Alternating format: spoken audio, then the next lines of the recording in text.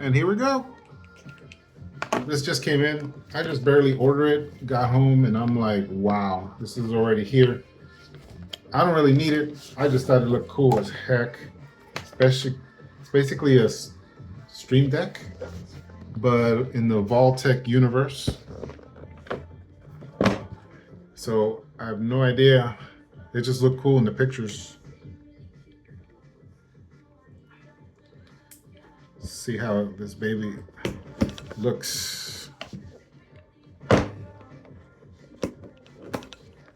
right. So the casing's a little different, but this, ooh, it has a little heft to it too.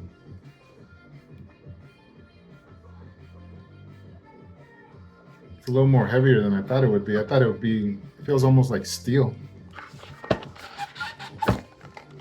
I guess it comes with its little nickel-dillos. Power. All right, we'll see how it goes, right? Bye.